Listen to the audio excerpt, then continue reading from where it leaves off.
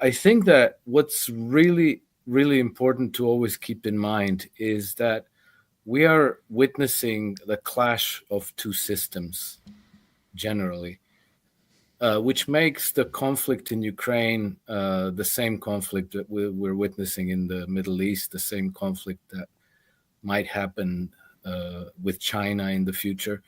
And the the logic of this conflict is such that you can't be, you have to be on one side or the other. And the two sides, the two systems of governance is the Western oligarchic, neo-colonialist, imperialistic system of governance versus pretty much the rest of the world. And now it so happens that there are certain powers in the world that are willing and able to resist the diktat of the empire. These powers being primarily Russia and China, and also Iran. This framing that we're watching a global clash between two governance systems is essential to understand the deeper logic behind these conflicts.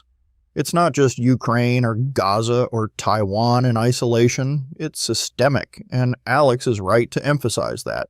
Many in the West still think in terms of individual crises, but what we're seeing is resistance to a long-standing imperial structure.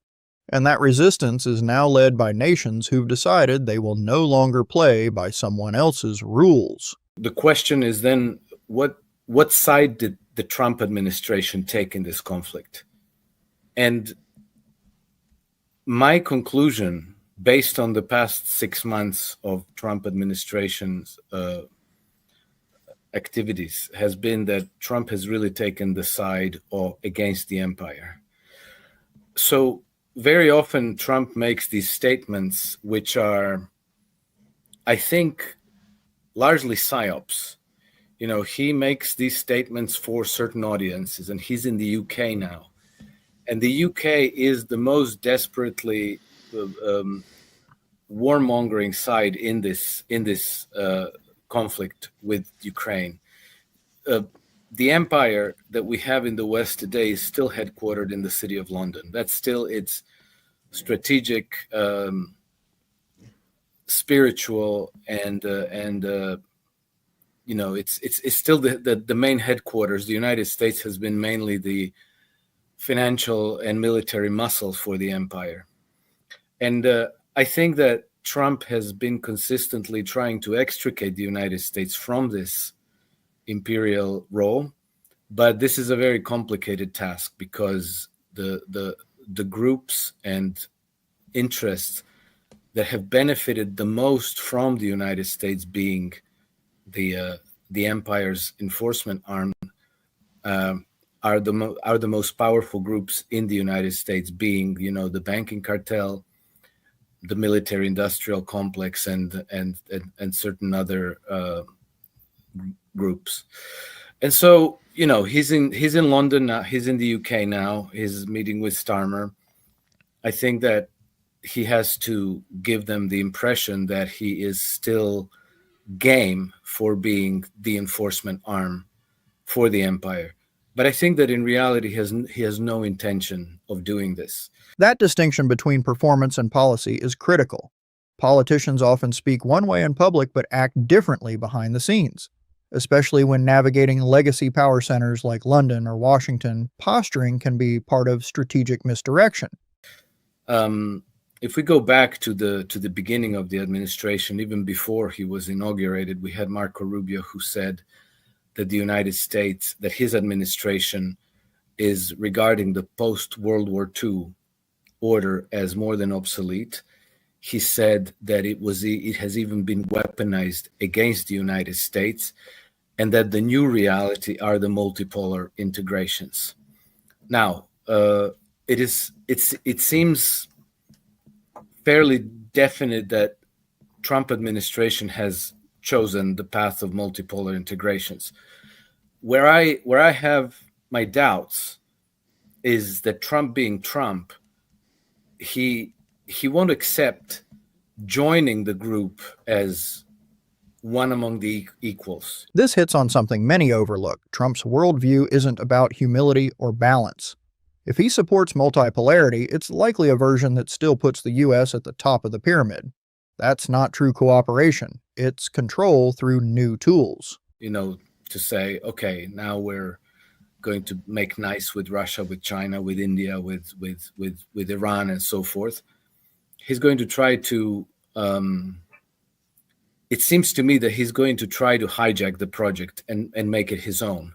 So derail the BRICS movement and try to finagle his own multipolar way. So I wouldn't take his statements about giving Vladimir Putin so many days or however many days. I wouldn't take that seriously at this point. Let's remember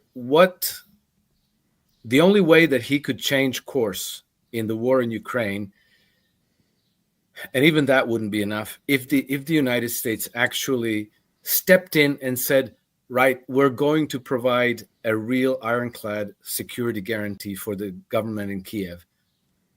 Trump's not going to do that. And so everything else is just marginal posturing, positioning, psyops, deception. I think it'll take time for us to know what his true intentions are. Exactly. We have to resist snap judgments. In geopolitics, especially with actors like Trump, intentions unfold slowly and often deliberately obscure. The real strategy emerges not from statements, but from outcomes and long-term shifts. Western powers, it's been France, it's been Poland, it's been Lithuania, it's been Sweden, Germany, it's Ukraine. The actual power is the banking establishments that end up financing all these wars. But they've been going at Russia for more than 300 years now, and it is very clear that they will never stop. And so for the Russians, it's very clear that they have to simply remove the source of threats. It's a harsh calculus, but from Moscow's perspective, it's survival. The West's posture toward Russia hasn't exactly been charitable over the past few centuries.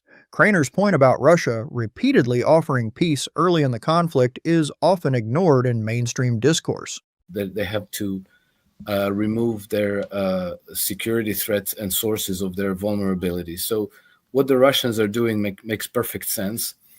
And the way they're doing it has been extremely cautious and responsible. They have, at every step of the way, they gave peace a chance. They, 4 days after they started the special military operations, they already started the negotiations. So I think that history will judge Russia kindly, in the sense that Russia's actions can be explained and they make sense. The Western actions, it's very different. It's been some kind of a fanatical obsession with destroying Russia, partitioning Russia, regime changing it, and turning the Russian population into basically slave labor force to help Western financial interests extract Russian resources for the benefit of Western corporations and banks. I don't know whether we can arrive at sensible judgment about what is going on the basis of public statements by either Russian side or the American side. I think that they are all concealing their hand. Trump has, Trump, not just during this 6 months of his term in office now, but practically since he started into politics, he has been consistent in the sense of wanting to extricate the United States from its imperial role. Many forget how fierce the institutional pushback was when Trump first entered office. Russiagate wasn't just political, it was a message. Any attempt to challenge the empire's architecture comes with serious blowback. And returning it to its Republican traditions. We saw that in his first administration, it didn't go so well. He got practically immediately sabotaged, and he got run over by the big Russiagate scandal. So it's very difficult for me to imagine that he just made that pivot from January on of this year, and that he put the United States back in the driver's seats of the unipolar global order. It's very hard for me to accept that. It just doesn't really make sense. And if that were his intention, then why the whole huge, massive, elaborate deception to begin with? Because he was facing very powerful headwinds to even get into the White House. He could have just as easily said, hey, business as usual. We're going to continue exactly the way the Bush 43, Obama, Biden, Clinton, everybody else did. And he would have faced no opposition, no impeachment, none of this. And then, this new camaraderie with Keir Starmer, I don't buy that for a second either, because, let's go back to the Russiagate scandal. That whole thing was cooked up by the British intelligence services. And I know as a fact that Trump very perfectly understands this. And he understands that the British have done everything to prevent Trump from becoming president. Keir Starmer himself sent 100 labor operatives in the last stages of the election to try to turn the swing states to Kamala Harris. Keir Starmer's political patron, Tony Blair, was the political patron of Barack Obama.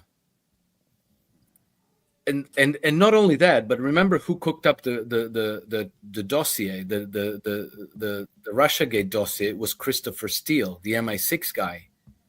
The Christopher Steele took Donald Trump to court in London, and in April of this year obtained a £685,000 judgment against Trump. That legal move in London is telling. It shows that even outside the U.S., powerful actors are trying to keep Trump boxed in.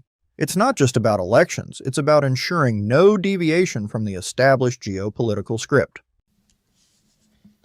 So this is not being talked about, but the idea that Trump is somehow oblivious to all this and that he's suddenly treating Keir Starmer's cabinet as friends, partners, and allies, I can't quite square this with what I know about Trump. I think that there's a great deal of deception and psyops going on, and that it'll take time for us to understand. But he's also said many times, in many statements, he said that he trusts Vladimir Putin. So it makes me wonder if there aren't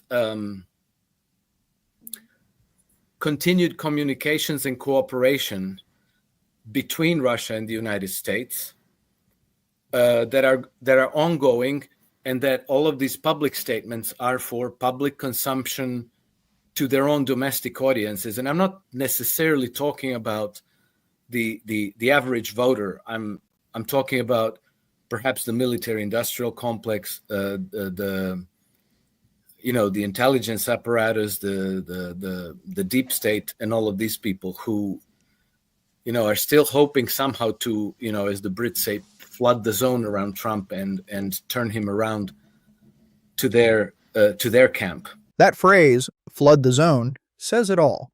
The strategy isn't just opposition, it's saturation, overwhelm, confuse, redirect. And for someone like Trump who thrives on chaos, that can either backfire or work like a charm. So I'm generally very suspicious of all these public statements, because I can't see Trump pivoting from his long-held position, 1776, and turning the United States into a global manufacturing powerhouse, which is probably his main reason for going all with these tariffs like a loose cannon. And so I tend to try to find enough dots to connect below the surface appearances of things to try to understand what's going on. And now, if it is true that they are preparing to replace Zelensky with Zaluzhny, I'm going to say this, and I'm totally going on the limb because I've been paying attention to this story since the time Zaluzhny vanished for 2 weeks in Ukraine. Remember, he just vanished. I think that the Brits are walking into a trap. And I think that if Zaluzhny takes over in Ukraine, the West is going to lose Ukraine, and Ukraine is going to pivot back into the Russian orbit. Krainer doesn't just critique the surface narratives, he dissects the architecture behind them. From imperial inertia to Trump's ambiguous role in the historical memory driving Russia's choices, this conversation exposes the deeper mechanics of global power. Whether or not you agree with his conclusions, his lens forces us to question what we're being told, and more importantly, why.